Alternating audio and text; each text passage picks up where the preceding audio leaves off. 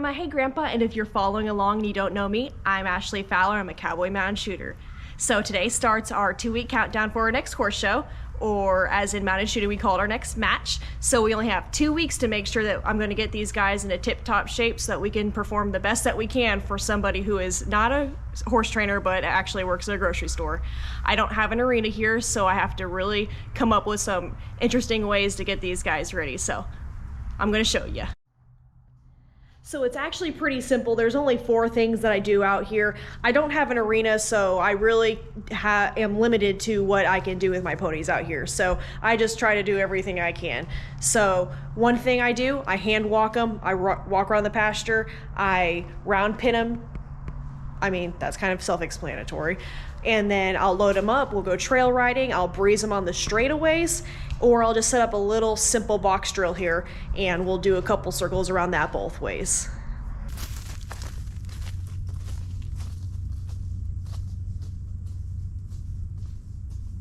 So over the next 2 weeks, we're going to increase the frequency that we hand walk. Usually it's every couple days, but I'm going to get it to probably 5 out of the 6 days over the next 2 weeks. I'll miss a day next week too, just because I get out work so late.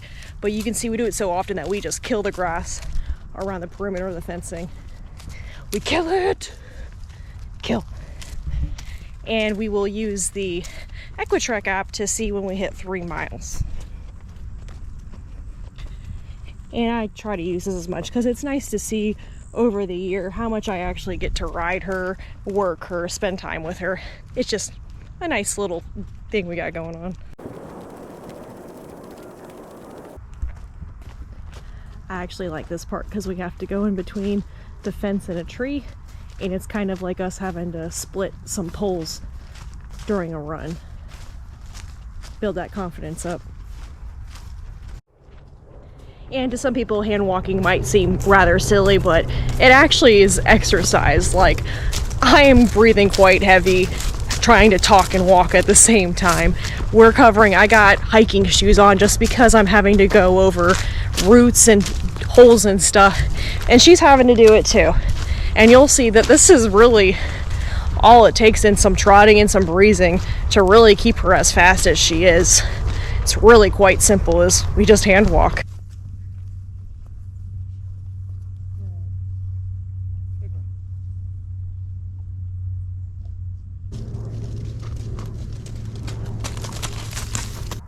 So after we finished walking, I gave her a little break away from me. I cleaned stalls and all that. And now we're going to round pin her. I will round pin her for 30 minutes straight. There will be no walking though. It's going to be transitioning between trotting and loping and switching leads, going the other direction, loping, trotting, just those transitions over and over again for 30 minutes straight. She didn't start out being able to do it for 30 minutes. Or, I mean, she probably could have, but like, that's not nice. So you want to build your way up to that. You don't just want to make your horse trot and lope for 30 minutes straight until you're comfortable knowing that it's something they're fully capable of doing.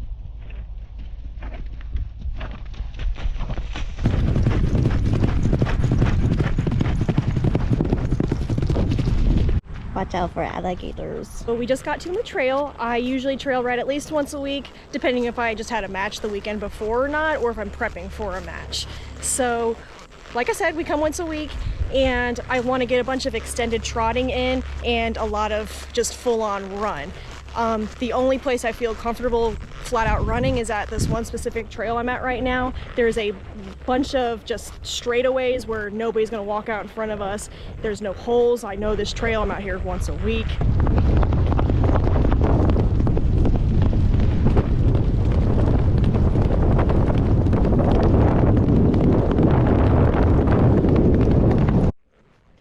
It's good for her to know that she can run as fast as she wants, and I'm not going to get onto her for it. I don't know why she would think she can run as fast as she can in the arena if I won't let her do it anywhere else. Also, with Florida trails, we have a lot of sand. So in Florida we have sugar sand. It's sandy sand. There's no moisture to it. It's not dirt. It's straight sand. And we also have grass. So I like that when we run out here, she gets to run on and off of grass and sand. Different terrain she has to master with her feet, getting to know different grounds and how she needs to move her feet in order to blast on through it. I like to come here to breeze her because if I'm never comfortable running on her full blast, then why would she think that it's okay to run as fast as she can in the arena without worrying about me? So when we do run, I don't ask her to go harder. I just let her open up as wide as she wants to go, and I don't interfere with her at all. I don't kick her, I don't pull back, I don't push her at all. Sometimes I'll kiss depending if I know she's got a little bit more in the tank, but I don't ask her to slow down. I wait till she's tired, or if I know she's tired and she probably needs to step it off a little bit. And then it's kind of like a freight train. We go from a run to a slow lope, and then eventually she'll break into a jog, and then she'll do that for a minute as I can feel her start to cool herself down, and then eventually we'll just come to a walk, and we'll walk for a little bit before we do an extended trot again.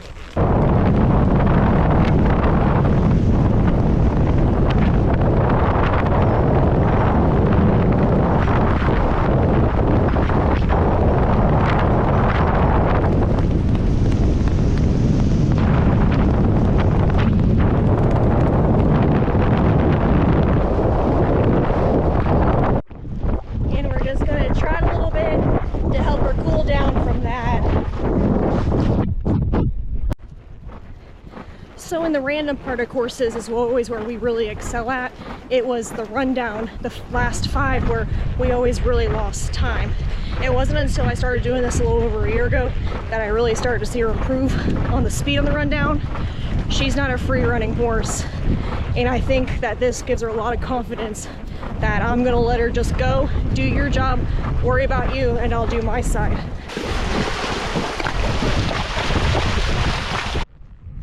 So we're just about to finish our trail ride, and do you know what we're gonna do when we get home after she gets a little break? Gonna go hand walk her.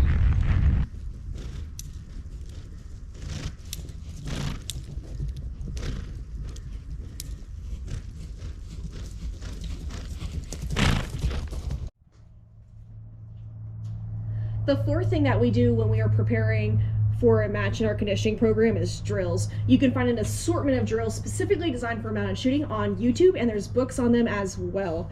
Madden shooting drills incorporate maneuvers commonly seen in match patterns, and these drills help your horse master these common maneuvers, and also myself as a shooter, it helps keeping my arm up straight, me into my gun, because as somebody who doesn't shoot every day, it's not very natural. And the more I do it, the more second nature it becomes, and the less I have to actually focus on that actual specific thing while I am shooting a course.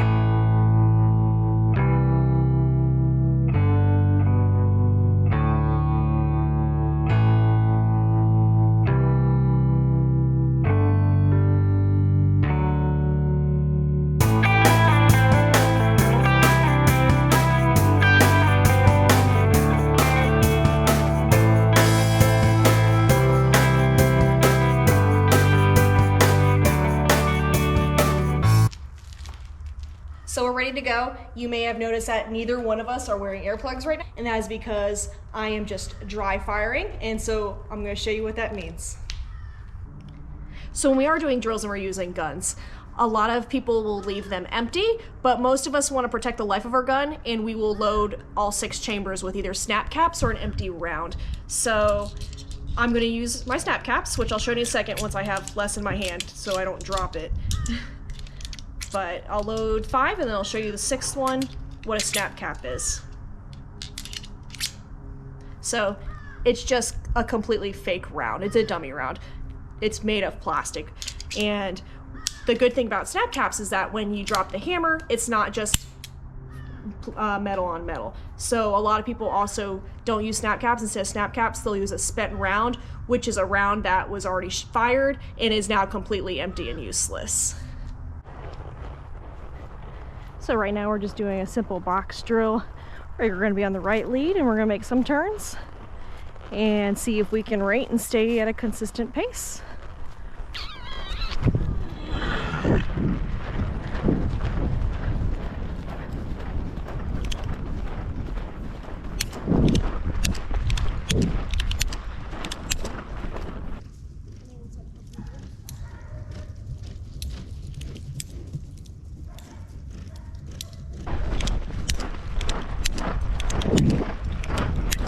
Now I'm tired, so I will just use my hand.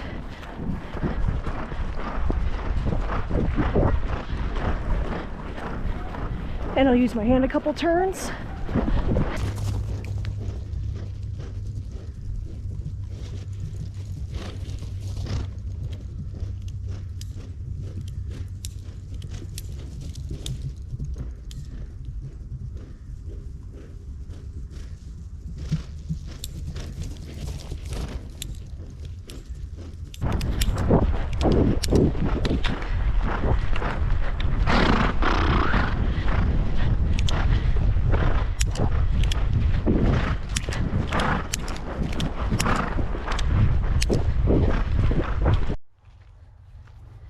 So we'll keep doing the circles each way until I get tired and start feeling my form start to slip a little bit, because we don't want me to develop any bad habits while we're doing this. We're trying to get good ones. Well, that's all I have for you guys today. If you guys want to let me know what you guys do to condition your ponies, let me know in the comments down below. If you like this video, give it a big thumbs up and don't forget to subscribe. Thanks everybody, have a good day.